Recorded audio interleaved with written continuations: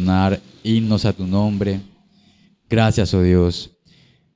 Gracias por permitir que nuestras imperfectas voces se levanten ante tu trono, Dios, para adorar tu gran majestad y tu gran poder, oh Dios. Gracias porque nos concedes ese grande privilegio. En este momento te pido que al acercarnos a tu palabra seas tú hablando a nuestra vida, Señor.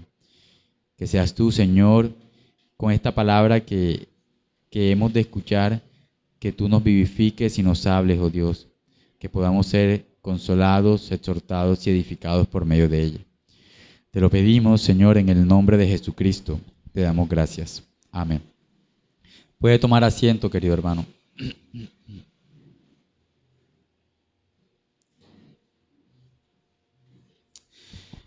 Yo le pido por favor que nos vayamos al libro del profeta Isaías.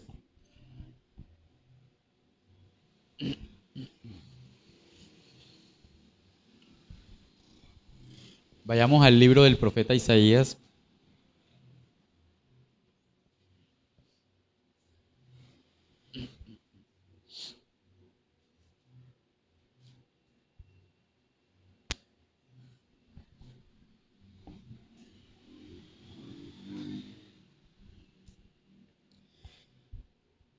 Capítulo 9, versículo 6. Isaías, capítulo 9, versículo 6. Dice la palabra del Señor: porque un niño nos es nacido, hijo nos es dado, y el principado sobre su hombro, y se llamará su nombre admirable, consejero, Dios fuerte, Padre eterno, príncipe de paz. Este pasaje que hemos leído, el cual se encuentra en el libro del profeta Isaías, pero ¿quién fue realmente este profeta? Del cual quizás en alguna ocasión hemos oído hablar. Primero que todo, Isaías es uno de los profetas mayores, que junto con Jeremías, Ezequiel y Daniel constituyen este bloque de libros. ¿Y por qué se llama profeta mayores? Se llama así porque sus profecías en relación a otros tienden a ser más largos. Su nombre significa Jehová es salvación. Isaías vivió durante el siglo VIII a.C. en el reino de Judá y probablemente fue contemporáneo de profetas como Miqueas, como Oseas, Amós y quizás con el propio Jonás. Además de esto, en Isaías, capítulo 1, versículo 1, se identifica como el hijo de Amós. Si gustan, vaya conmigo a Isaías 1:1 y leamos lo que ahí dice.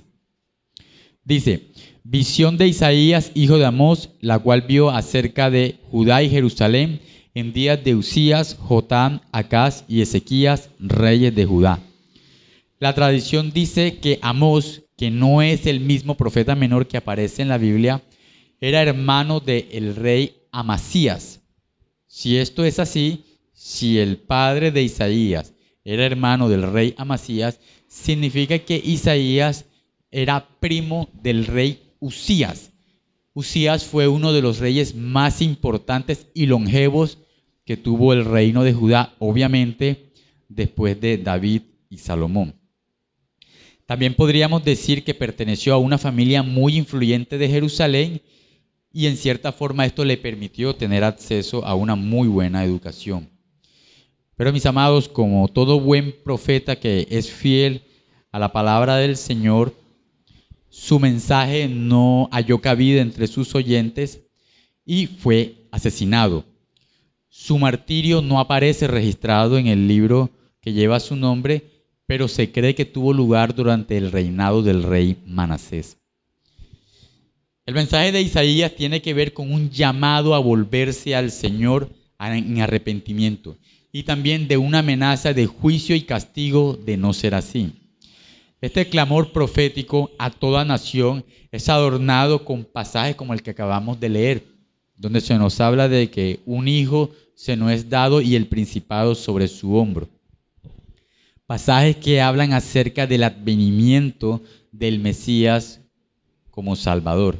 De hecho, aquel pasaje que dice: he aquí una virgen concebirá y dará a luz un hijo, será su nombre Emmanuel, fue dicho también por el profeta Isaías. Aquellas personas que de buena gana aceptaban el llamado a volverse al Señor podían recibir la esperanza de que Dios les enviaría un Salvador, que además también sería rey sobre ellos, que los aliviase y les ayudase a sobrellevar la carga que supone el pecado. Isaías es uno de los que más proclama el mensaje relacionado con el Mesías. Recordemos que su predicación tuvo lugar 8 siglos antes del nacimiento de Jesús.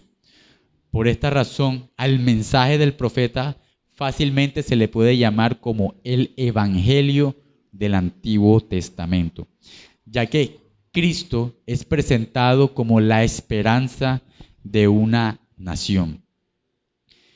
Mis amados, en estos tiempos en los cuales el nacimiento de Jesús se les ha dado todo tipo de connotaciones frívolas, mundanas, humanistas y hasta cierto punto paganas, es bueno que nos acerquemos a la Escritura para entender de primera mano qué significa el hecho de que Jesús ha nacido. ¿Qué significó en el tiempo de Isaías? Y más importante aún, ¿qué significa para nosotros hoy el que el Hijo de Dios se haya hecho hombre? Esta tarde de domingo hagamos un alto en todos esos afanes propios de esta temporada del año y detengámonos un momento a meditar en las palabras del profeta cuando dice: un hijo nos ha sido dado. Nuestro pecado muchas veces nos impide entender el impacto de estas palabras y a divisar adecuadamente lo que Dios quiere decirnos a través de las palabras del profeta. Meditemos en aquella realidad que suele pasar desapercibida a los ojos del mundo, de que Dios envió a su Hijo en carne, que ha nacido entre nosotros y que ha habitado entre nosotros. Así que, mis amados, he titulado este sermón "Un hijo nos es dado". Y lo estaré abordando a través de 3 encabezados. Estaré hablando primeramente de la gracia de Dios al permitir la encarnación. Seguidamente estaré hablando de la gloria de Dios en la encarnación. Y estaré terminando hablando acerca de los resultados de la encarnación. ¿Sí, mis amados? Entonces, con la ayuda del Señor, estaré desarrollando este tema. Así que hablemos de nuestro primer punto, la gracia de Dios en la encarnación. Hablar de que un hijo nos ha sido dado, tal como lo menciona el profeta, es obviamente hablar de la encarnación del Hijo de Dios, pero también es hablar de algo sumamente alentador y motivo de gran gozo. Estoy hablando de algo que se llama gracia. La profecía contiene 3 elementos particulares. La profecía sirve para edificar, para exhortar y para consolar. La profecía no solo nos señala el camino, sino que nos advierte acerca del resultado de nuestros caminos y de las intenciones innatas de nuestro corazón. A esto, mis amados, es a lo que nos referimos con que el mensaje o la profecía nos consuela. Y esto también se llama gracia. La gracia la podemos definir como aquella disposición de hacerle bien a alguien que no lo merece, de dar un trato bondadoso y misericordioso a aquel cuyas acciones solo demandan castigo y condenación. Esa es la definición de lo que es gracia. Así que cuando usted le pregunte qué es la gracia, usted puede dar esa respuesta. Es la disposición de hacer bien a alguien que no lo merece. Se trata de dar un trato bondadoso y misericordioso a aquel cuyas acciones solo demandan castigo y condenación. Mis queridos hermanos, el hecho mismo de que existan profetas pronunciando el mensaje de Dios como Isaías es evidencia de la misma gracia de la cual vengo hablando. Sin embargo, Isaías no fue el primero en hablar de la gracia de que sería enviado un Salvador en su momento. La primera vez que escuchamos hablar de este Salvador que sería enviado aparece en Génesis capítulo 3, versículo 15. Y yo le pido que vayamos hasta allá. Génesis capítulo 3, versículo 15 dice: y pondré enemistad entre ti y la mujer, y entre tu simiente y la simiente suya. Esta te herirá en la cabeza y tú le herirás en el calcañar. Aquí se puede ver por primera vez la intención de Dios de enviar un Salvador que heriría la serpiente en la cabeza, tal como lo hemos leído en el capítulo 3 de Génesis. Luego de que el hombre traspasó vilmente la ordenanza que le había sido dada, Dios, en lugar de desecharlo totalmente, le promete esperanza de redención para su pecado y culpa. Esta redención se llevaría a cabo a través de un tercero, es decir, de alguien que sería enviado. Pensemos, mis amados, en lo nefasto y lo perverso que es el pecado. De que no había otra forma de solucionarlo aparte de aquel que habría de venir. Piense, mis amados, cuántos hombres sabios, valientes y dotados han existido a lo largo de la historia. ¿Cuántos hombres con estas características han existido y ninguno de ellos estaba facultado para al menos ayudar a solucionar el problema del pecado? Así de terrible, mis amados, es este terrible problema. Tuvo Dios que permitir que la encarnación tuviese lugar porque simplemente entre los hijos de los hombres no existía alguien lo suficientemente santo, justo y puro para achicar o acortar el abismo que el pecado ha supuesto, ha socavado entre Dios y el hombre. En Job 9:33 dice que no existe un mediador lo suficientemente competente entre los nacidos de mujer que pudiese mediar entre Dios y el hombre, ya que la ofensa hacia Dios es bastante grande, es sumamente grande. Dice en Job 9:33, no hay entre nosotros árbitro que ponga su mano entre nosotros dos. ¿Quién diría que el pecado es solo desenfreno? Que solamente es las acciones de nuestras concupiscencias, pasiones y pecados. Que es algo que brota de nuestro corazón y que al instante nos da placer. No, mi hermano, el pecado no es solamente eso, es mucho más. Es algo que ofende a Dios, le profana, le humilla, le entristece. El pecado es una ofensa capital que amerita la maldición de Dios y que Él nos vuelva a la espalda. Dios aborrece tanto el pecado como nosotros aborreceríamos un cadáver en descomposición o como aborreceríamos la podredumbre misma. Por eso lo castiga y ha determinado que su fin sea en el infierno. Dice en la carta a los Romanos, capítulo 6, versículo 23, porque la paga del pecado es muerte. Somos nosotros los que nos tomamos el tema del pecado con demasiada ligereza. Estamos tan acostumbrados a él que nos ha simplemente esterilizado nuestra conciencia y somos en cierta medida insensibles ante su presencia en nosotros. Ha afectado nuestra visión de las cosas y hasta cierto punto nos ha cambiado nuestra percepción acerca de Dios. Pero mis amados, desde la óptica divina no es así. Para Dios el pecado no es algo normal. No es normal que pequemos. Para Dios no es algo simplemente que existe y ya. No es algo que Él deba entender. No es algo a lo cual tengamos derecho. Ninguno de nosotros tenemos derecho a cometer ni siquiera un pecado. El pecado es algo detestable y que debe ser condenado. Dios no puede tolerar el pecado. Por eso su Hijo Jesús vino al mundo a morir, porque el pecado no puede ser detestado en ninguna manera. Es precisamente de esta manera como solemos presentar el Evangelio. Damos la buena noticia, damos la noticia de que Dios en Cristo perdona a los pecadores, pero damos en su contexto la mala noticia y es de que el pecado existe. Y es exactamente lo que la Escritura hace. En Isaías, ahí en el capítulo 1, versículos 5 al 6, leemos: toda cabeza está enferma y todo corazón doliente. Desde la planta del pie hasta la cabeza no hay en él cosa sana, sino herida, hinchazón y podrida llaga. No están curadas, ni vendadas, ni suavizadas con aceite. Ese es el retrato que hace la Escritura, la palabra de Dios, acerca de la presencia del pecado.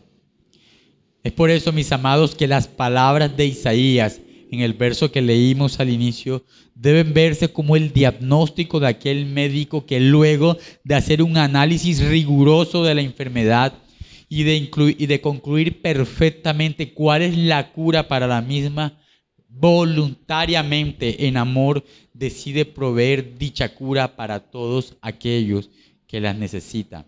Es aquí, mis amados, donde quiero resaltar el papel o la iniciativa de la gracia divina.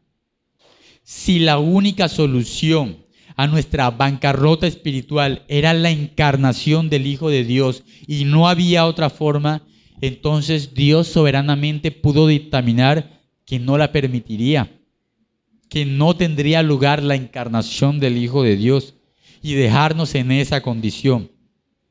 Él pudo determinar que no sometería a su Hijo a tal escarnio, a esa vergüenza o abandono.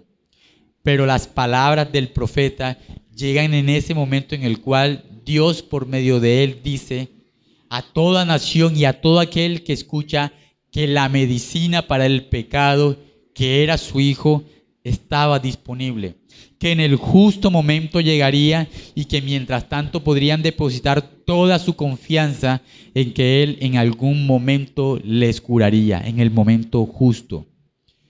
La venida del Hijo de Dios desde el cielo a este mundo debe verse como el deseo divino de que los hombres puedan tener nuevamente comunión con Dios, tal como la tuvo un día en el huerto del Edén.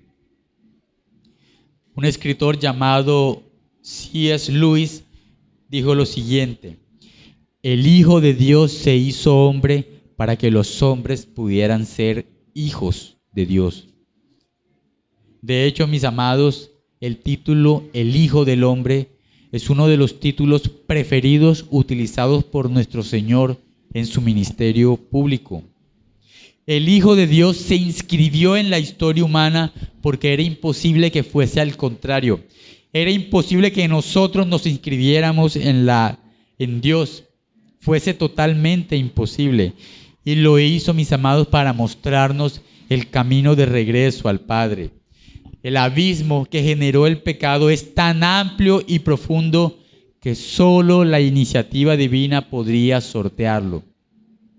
Cualquier intento humano de acortar, de achicar este abismo es tan insuficientemente absurdo como querer llegar a la luna saltando o querer cruzar el mar nadando. Ninguna buena acción de tu parte podría siquiera hacer más pequeño de lo que es este abismo. Ninguna buena intención de tu parte, nada que provenga de ti. Solo alguien que ama a tal nivel puede en su soberana providencia permitir algo tan sobrenatural como lo es la encarnación, como lo es el advenimiento de Dios desde el cielo a la tierra. Y también, al mismo tiempo de que es tan sobrenatural, es algo que está tan cargado de amor y bondad. Por tanto, mis amados, la encarnación del Hijo de Dios es una de las más fuertes expresiones de la gracia. No en vano el salmista dice en relación a Cristo lo siguiente en el Salmo 45, versículo 2: eres el más hermoso de los hijos de los hombres. La gracia se derramó sobre tus labios. Cristo y su encarnación es el deseo del Padre de mostrar gracia a los hombres oprimidos por el pecado. La encarnación fue lo que permitió que existiese un sustituto en el Calvario para nuestro pecado. Si no fuese así, mis amados hermanos, ¿quién podría pagar por tu pecado o el mío? Recuerda que sin derramamiento de sangre no hay remisión de pecados. Por eso el Hijo de Dios tuvo que derramar su sangre en Calvario para que pudiese haber perdón para nosotros. Porque de tal manera amó Dios al mundo que ha dado a su Hijo unigénito, para que todo aquel que en Él cree no se pierda, mas tenga vida eterna. Juan capítulo 3, versículo 16. Con todo esto en mente, al leer nuevamente las palabras del profeta, porque un hijo nos es dado, entendemos realmente de qué trata, de cuál es la grata noticia que el profeta trata de transmitirlo. No es simplemente palabras aisladas. Es que cuando vemos todo el contexto, entendemos de que es una muestra de amor el que Dios nos haya dado a su Hijo Jesucristo. Así que, mis amados, hemos hablado acerca de la gracia de Dios en la encarnación. Así que sigamos un poco más en nuestro bosquejo y hablemos acerca de la gloria de Dios en la encarnación. ¿Sí?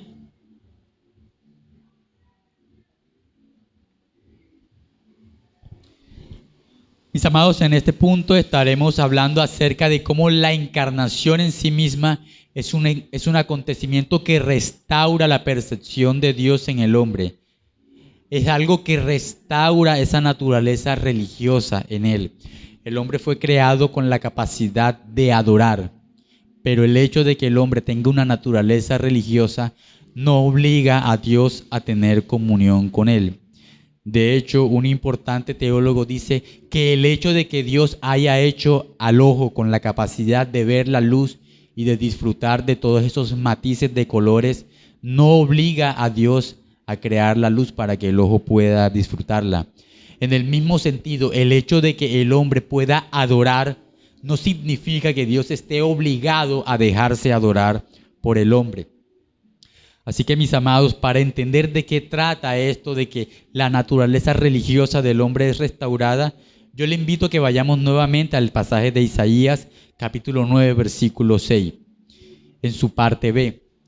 Y dice: y se llamará su nombre admirable, consejero, Dios fuerte, Padre eterno, príncipe de paz. Los efectos de la caída del hombre en Edén fueron muchos.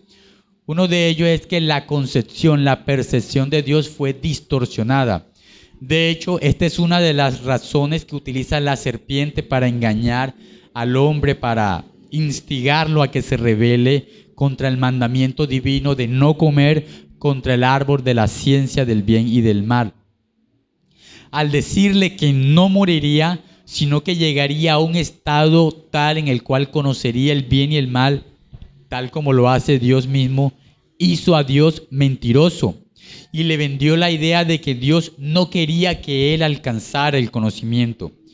Veremos, mis amados, entonces que una de las señales más claras de la caída es la adoración de ídolos, conocida como idolatría. De hecho, el apóstol Pablo en la carta a los Romanos, mostrando las evidencias claras de que el hombre en efecto ha caído, dice lo siguiente: Romanos 1:23, y cambiaron la gloria del Dios incorruptible en semejanza de hombre corruptible, de aves, de cuadrúpedos y de reptiles. El hombre simplemente dejó de adorar a Dios para adorar las cosas que fueron creadas por él. Un ídolo, mis amados, es una farsa vulgar y ridícula que intenta reemplazar al Dios grande y omnipotente revelado en las Escrituras, cuya presencia no puede ser contenida ni siquiera por los cielos. Es un intento de reemplazar por las cosas que Él mismo ha creado. Al colocar nuestra esperanza en el ídolo, le estamos rindiendo la adoración que por derecho solamente le pertenece a Dios. En la antigüedad aparecieron muchos ídolos a los cuales la nación de Israel estaba completamente desbocada. Entre ellos podemos encontrar a Baal, el más famoso de todos, pero también encontramos a otros como Astoret, como a Molot, como a Milcón y a un largo etcétera. Pero, mis amados, no es un asunto simplemente del pasado y de la nación de Israel. Todo el mundo fue entregado a la adoración de ídolos. Y no fueron solamente ellos. En este tiempo esos ídolos todavía existen. En este tiempo no nos salvamos de la presencia nefasta de esto. Podemos encontrar el ídolo del dinero, el ídolo del sexo, el ídolo del desenfreno, el ídolo del ego, el ídolo del cuidado excesivo del cuerpo, de la ciencia y de todas estas cosas que el hombre ha depositado su confianza antes que en Dios. Y no estoy diciendo que el dinero o el cuidado del cuerpo o la ciencia sean malas en sí mismas, pero si se les da más crédito a ellas, si depositamos nuestra confianza en ellas más que en Dios, entonces tenemos un ídolo. Así como en la antigüedad se podría hacer un ídolo prácticamente de cualquier cosa, sea de un pedazo de piedra, de un pedazo de madera o de un pedazo de metal, nosotros podemos hacer un ídolo prácticamente de cualquier cosa. Una frase de un importante teólogo reza de esta manera: el corazón del hombre es una fábrica de ídolos. Y un comentario más reciente acerca de esa misma frase dice de esta manera: que tenemos líneas y líneas de producción destinadas para producir ídolos en masa. Siempre estamos produciendo ídolos. Podemos hacer ídolo de cualquier cosa. Podemos reemplazar a Dios por cualquier ídolo. ¿Cuántas veces, mis amados, el temor no te ha sobrecogido ante la idea de perder tu empleo? ¿Cuántas veces tu corazón se ha desviado por cosas como la actividad sexual ilícita a expensas de desobedecer a Dios? ¿Cuántas veces te has sentido seguro en lo que eres y en lo que haces antes que en Dios mismo? Si esto es así, si has respondido afirmativo de esta manera, entonces has construido un ídolo para ti. No necesariamente un ídolo al cual visiblemente te postres, pero es un ídolo el cual le roba el corazón a Dios.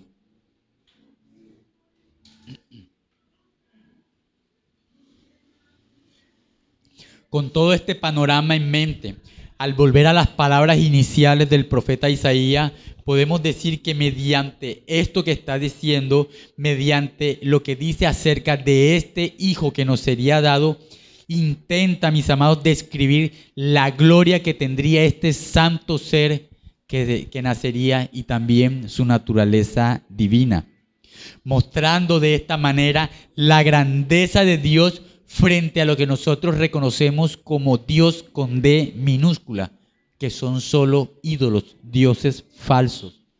Cristo es la imagen de Dios y la imagen misma de su sustancia. También, mis amados, es el resplandor de la gloria de Dios, tal como lo declara el autor de los Hebreos en su carta. En estos posteriores días, Dios nos ha hablado por el Hijo, a quien constituyó heredero de todo y por quien asimismo hizo el universo, el cual, siendo el resplandor de su gloria y la imagen misma de su sustancia, y quien sustenta todas las cosas con la palabra de su poder, habiendo efectuado la purificación de nuestros pecados por medio de sí mismo, se sentó a la diestra de la majestad en las alturas, hecho tanto superior a los ángeles, cuando heredó más excelente nombre que ellos. El apóstol Pablo dice en 2 Corintios capítulo 4, dice que la gloria de Dios, es decir, sus atributos, resplandecen en la faz, es decir, en el rostro de Jesucristo. Porque Dios, que mandó que de las tinieblas resplandeciese la luz, es el que resplandeció en nuestro corazón para la iluminación del conocimiento de la gloria de Dios en la faz de Jesucristo. Por tanto, mis amados, los atributos que el profeta describe, admirable, consejero, Dios fuerte, Padre eterno, príncipe de paz, no apuntan a otra cosa que a la naturaleza divina de ese Hijo que nos es dado, el cual es Cristo mismo.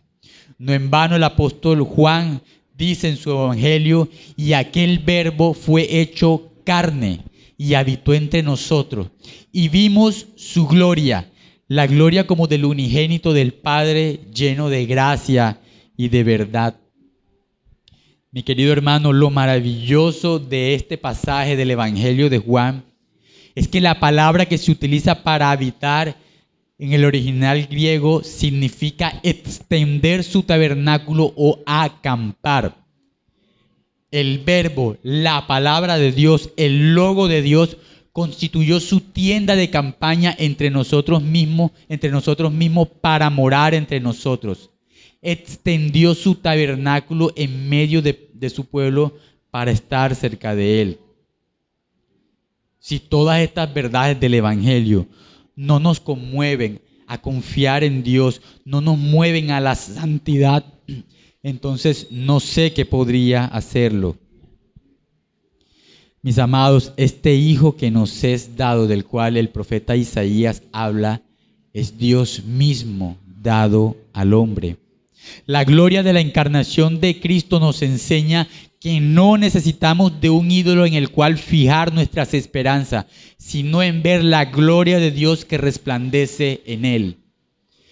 Cristo es todo lo Dios que se puede ser. En Él habita corporalmente toda la plenitud de la deidad. Podemos acercarnos a Él ya sin arrastrar el viejo lastre del pecado que tanto nos asedia, que es el verdadero problema del hombre. Mis amados, la encarnación del Hijo de Dios trae de vuelta al hombre de las garras de la idolatría en la cual fue entregado, fue vendido a causa de su pecado. Ella restaura la naturaleza religiosa del hombre, capacitándola para poder contemplar la majestad de Dios en Cristo. Recuerde que el hombre natural no puede ver las cosas de Dios porque para él son locura. Se hace necesario que su espíritu llegue a él para que ese velo sea quitado y pueda ver la majestad de Cristo. Recordemos que una de las oraciones que Cristo elevó al Padre por los suyos fue precisamente esta: que sus sentidos espirituales estuvieran lo suficientemente afinados para ver su gloria. Padre, aquello que me has dado, quiero que donde yo estoy, también ellos estén conmigo. Esta oración la elevó Cristo por usted, mis amados. Él está pidiendo al Padre que donde sea que Él esté, usted pueda estar con Él. ¿Para qué? Para que vean mi gloria que me has dado, porque me has amado desde antes de la fundación del mundo. No necesitas poner tu confianza en el dinero, ni siquiera en tu salud, ni siquiera en lo que eres. Tienes que colocar tu confianza en Cristo. Para eso Dios nos ha dado a alguien en quien confiar. Y también, mis amados, la encarnación de Cristo nos enseña a adorar a Dios en espíritu y en verdad. Dios no está obligado a dejarse adorar por seres como nosotros, pero su gran amor es tan grande que no solo lo permite, sino que nos da de su espíritu para renovar esa naturaleza caída, y nos da su palabra también para guiarnos en esa adoración. Al mismo tiempo, mis amados, somos invitados a entrar a una comunión dulce con Él a través de Jesús sobre las bases de su mérito y de sus obras.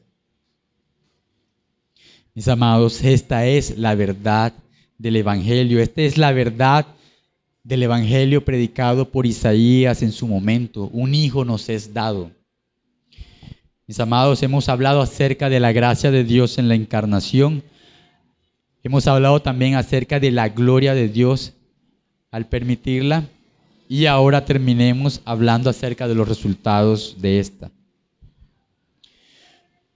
Los resultados de la encarnación tienen que ver puntualmente con lo que hace el hombre referente a su salvación, en lo referente a la renovación de su estado caído.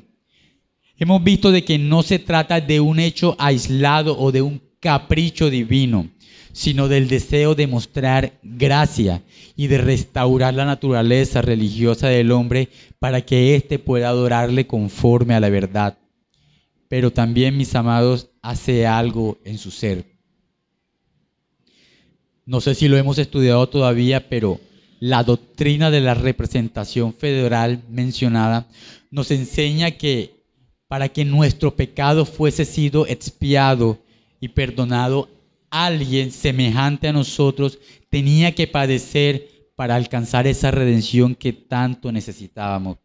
Dice en la carta a los Hebreos, capítulo 2, versículo 14 al 15, por cuanto los hijos participaron de carne y sangre, él también participó de lo mismo para destruir por medio de la muerte al que tenía el imperio de la muerte, esto es, el diablo, y librar a todos los que por el temor a la muerte estaban durante toda la vida sujetos a su servidumbre. Mi hermano, recuerde que en Edén fue un hombre el que pecó. Por tanto, mis amados, un hombre era el que tenía que pagar, no un ángel, no Dios, era el hombre el que tenía que hacerlo. ¿Por qué? Porque Romanos 6:23 dice, porque la paga del pecado es muerte. Y si los hombres han pecado, entonces deben morir por su pecado. No fue Dios el que tenía que morir. Dios ni siquiera puede hacerlo. Es una afirmación ilógica decir que Dios pueda morir. Así que, mis amados, nuestro representante en el Gólgota debía ser forzosamente un ser humano. Por eso es que un hijo nos ha sido dado, alguien que nos representase como seres humanos y pudiese expiar nuestro pecado. No es algo que la mente humana puede entender fácilmente, el que Jesús, siendo Dios, pudiese morir como hombre. Es algo que los teólogos han indagado en el tema y no hay una respuesta. Pero creo, mis amados, que el hecho de que no exista una explicación para ello es la explicación sobrenatural de que la salvación del hombre no era algo que las acciones naturales y regulares de hombres como tú y como yo pudiesen lograr. Tenía que ser Dios mismo inscribiéndose en la historia humana para poder lograr algo tan sobrenatural y glorioso como lo es la salvación del hombre. Dios nos ha dado un representante ante Él, el cual es Dios mismo, Emmanuel, Dios con nosotros.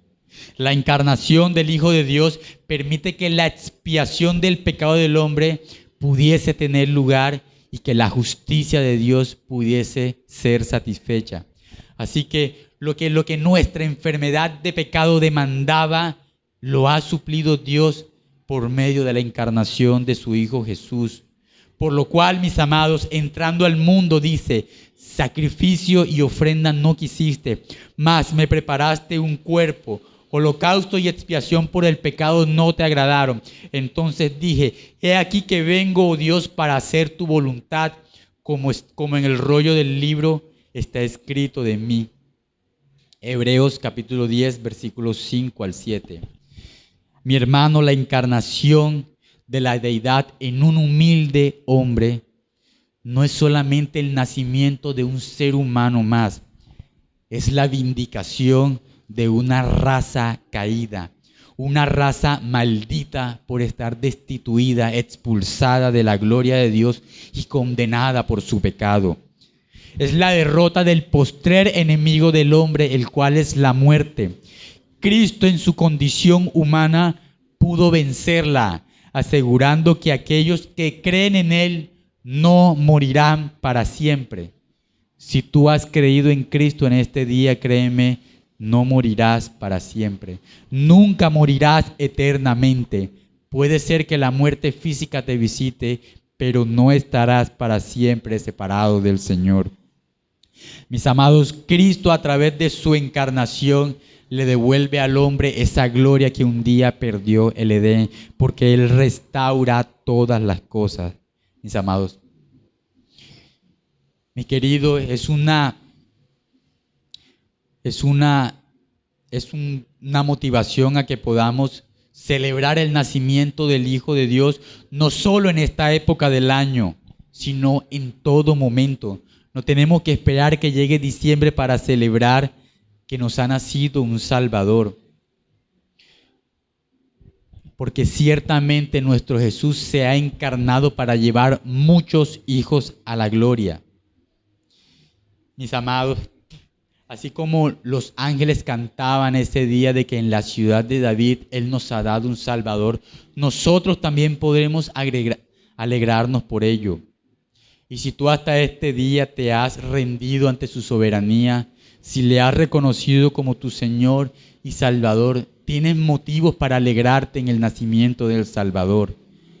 Pero si hasta este día no te has doblegado ante Él, si vives en rebeldía a su voluntad, créeme que es un acto totalmente absurdo celebrar el nacimiento de alguien que será tu juez y que te enviará al infierno en algún momento. Por tanto, ven en este día ante Él, acepta el regalo que Dios te da en su Hijo Jesús para que puedas tener comunión y libre acceso ante su presencia. Alabemos a Dios en este día, así como los ángeles lo hicieron. Gloria a Dios en las alturas y en la tierra paz y buena voluntad para con los hombres. Oremos, mis amados. Bendito Señor.